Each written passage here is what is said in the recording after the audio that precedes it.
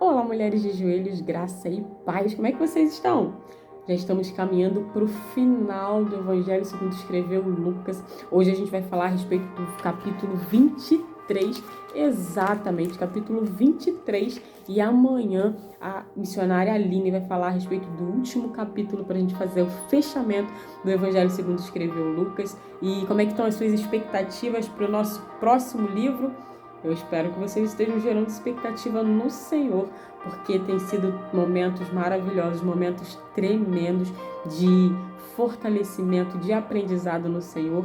Então, gera expectativa em Deus para esses novos livros, para esses novos projetos, em nome de Jesus. Amém?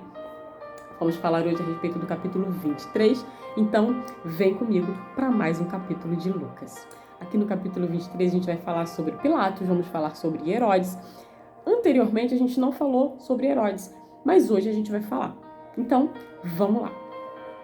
Levantando-se toda a assembleia, levaram Jesus a Pilatos e ali começaram a acusá-lo. A gente já viu, né? O povo queria acusar Jesus de toda forma. Os fariseus, os escribas, eles queriam era matar Jesus. Então eles arrumavam tudo quanto é desculpa, tudo quanto era acusação para tentar fazer isso. Encontramos esse homem pervertendo a nossa nação, impedindo que se pague impostos a César e afirmando ser ele o Cristo, o rei. Então Pilatos perguntou a Jesus: "Você é o rei dos judeus?" Jesus respondeu: "O Senhor está dizendo isso." Então Pilatos disse aos principais sacerdotes e às multidões: "Não vejo nesse homem crime algum." Mas eles insistiam cada vez mais, dizendo: "Ele agita o povo, ensinando por toda a Judéia. Começou na Galileia e agora chegou aqui." É como se eles falassem assim: alguém precisa parar ele. Tá demais já, né? E vamos seguindo a leitura. Quando Pilatos ouviu isso, perguntou se o homem era galileu. Ao saber que Jesus era da região governada por Herodes, e estando ele em Jerusalém naqueles dias, Pilatos enviou Jesus a Herodes. Anteriormente, quando a gente falou a respeito desse tempo de Jesus com Pilatos, não passamos por Herodes. Mas aqui no Evangelho segundo escreveu Lucas, ele já cita esse momento em que Jesus esteve diante de Herodes. Amém?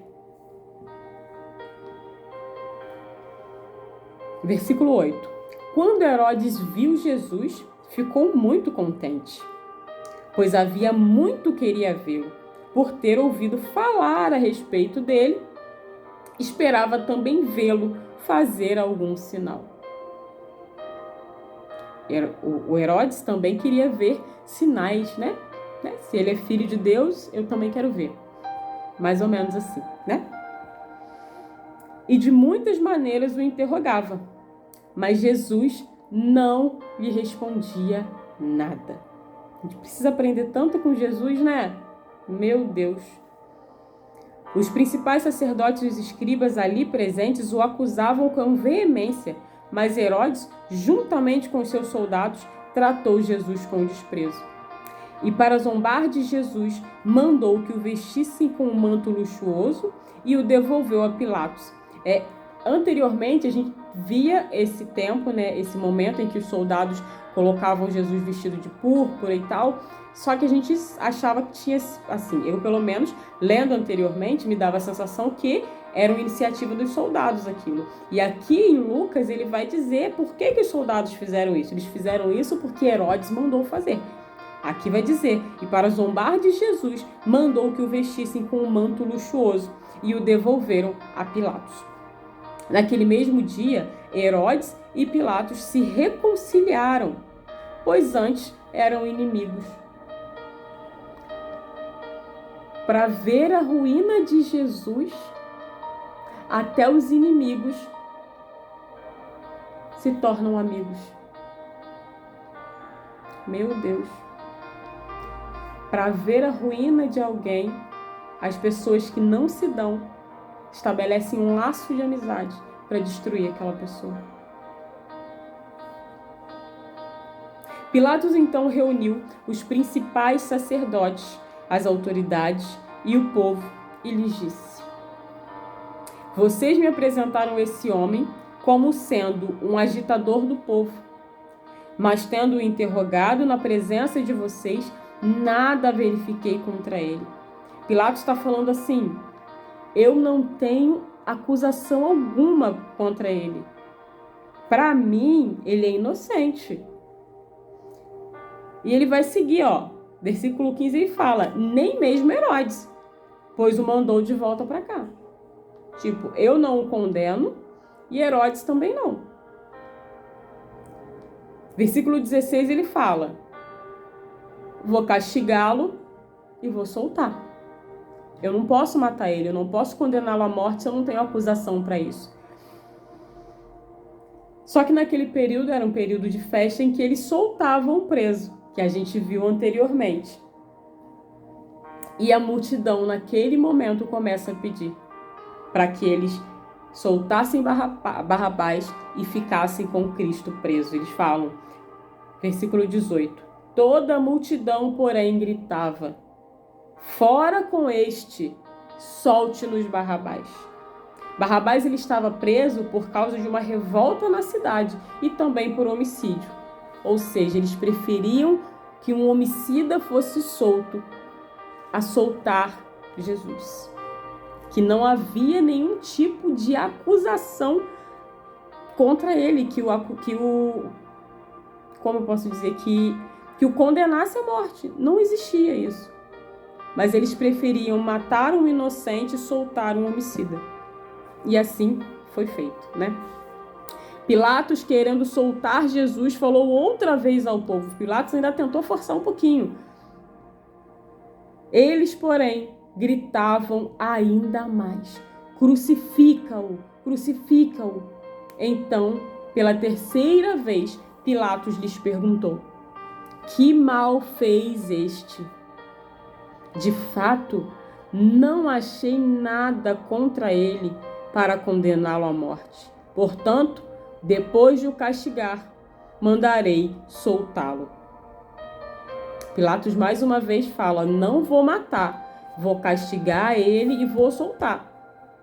Mas eles insistiam com grandes gritos, pedindo que fosse crucificado, e o clamor deles prevaleceu. Então, Pilatos decidiu atendê-los. Soltou aquele que estava encarcerado por causa da revolta e do homicídio, a quem eles pediam, e quanto a Jesus, entregou à vontade deles. Quando o conduziam, agarraram um sirineu chamado Simão, que vinha do campo, e o puseram-lhe a cruz sobre os ombros para que a levasse após Jesus. Uma grande multidão do povo o seguia, e também mulheres que batiam no peito e o lamentavam. Porém, Jesus, voltando-se para elas, disse: filhas de Jerusalém, não chorem por mim. Chorem antes por vocês mesmas e por seus filhos. Porque virão dias em que se dirá: bem-aventuradas as estéreis, que não geraram nem amamentaram. Nesses dias dirão aos montes: caiam em cima de nós, e as colinas cubram-nos. Porque se isso é feito com a madeira verde, o que será da madeira seca? E também eram levados outros 2 que eram malfeitores para serem executados com Jesus. Quando eles chegaram ao lugar chamado Calvário, ali o crucificaram, bem como aos malfeitores. Um à sua direita, outro à sua esquerda. Mas Jesus dizia: Pai, perdoa-lhes, porque não sabem o que fazem. Meu Deus, imagina Jesus passando isso tudo e ainda falar com o Pai: Pai, perdoa, porque eles não sabem o que eles estão fazendo. Então, para repartir as roupas dele, lançaram sorte. O povo estava ali e observava tudo. Também as autoridades zombavam e diziam: salvou os outros, que salve a si mesmo. se é de fato Cristo, o escolhido, né? Salvou um monte de gente, mas não tem capacidade de salvar a si mesmo. Era assim que o povo estava vendo ele ali na cruz. Igualmente os soldados zombavam dele e, aproximando-se, trouxeram vinagre, dizendo: se você é o rei dos judeus, salve-se a si mesmo. Acima de Jesus estava a seguinte inscrição: este é o rei dos judeus. Um dos malfeitores blasfemava contra Jesus, dizendo: você não é o Cristo? Salve-se a si mesmo e também a nós. Porém, o outro malfeitor o repreendeu, dizendo: você nem ao menos teme a Deus, estando sob igual sentença? Fala, rapaz, você não tem temor a Deus, não? A nossa punição é justa, tipo, a gente errou mesmo, a gente está pagando pelo que a gente fez, porque estamos recebendo o castigo que os nossos atos merecem. Mas este não fez mal algum. Ele está dizendo: nós merecemos estar aqui. Mas esse aqui não. Esse castigo não é para ele. E acrescentou: Jesus, lembre-se de mim quando vier no seu reino. E Jesus lhe respondeu: em verdade lhe digo que hoje você estará comigo no paraíso.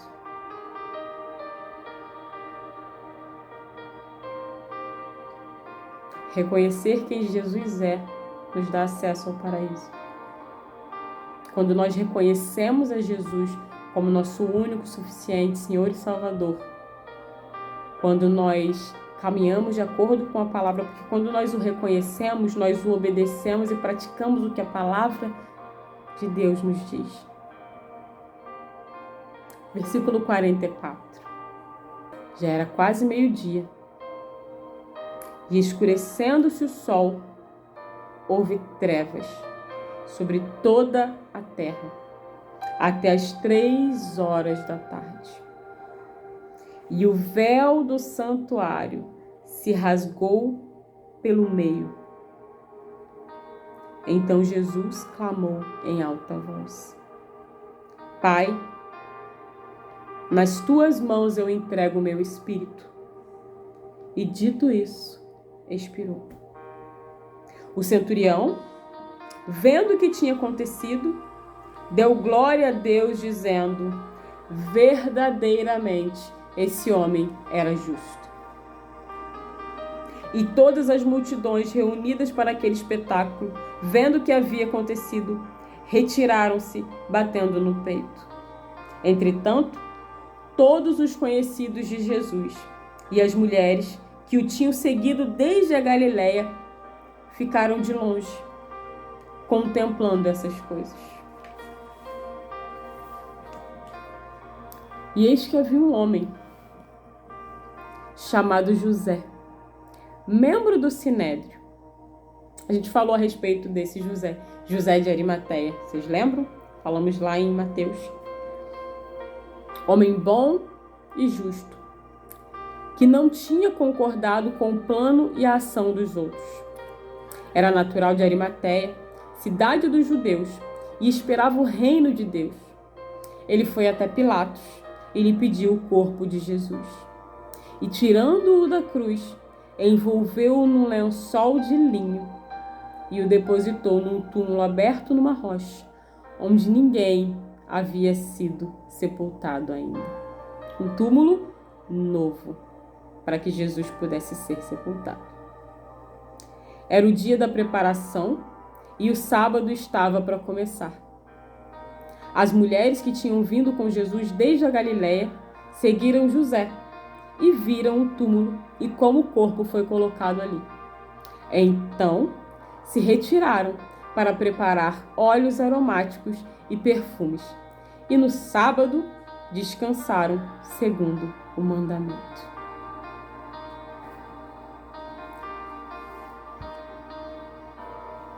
Esse homem não permitiu que Jesus fosse tratado de qualquer forma. que o corpo de Jesus fosse tratado de qualquer forma. Ele vai até Pilatos e solicita o corpo de Jesus, porque ele sabia muito bem quem era Jesus. Coloca Jesus num túmulo novinho. E as mulheres se preparam para ir lá cuidar do corpo de Jesus. E mal sabem elas o que as espera. O que as espera é o cumprimento da palavra. O que as espera é tudo que Jesus falou que ia acontecer. E o Senhor me incomoda nesse momento de te perguntar: o que foi que Ele falou para você que vai acontecer? Que talvez você já esteja descrente. Talvez você já esteja pensando: isso não vai acontecer, já está morto.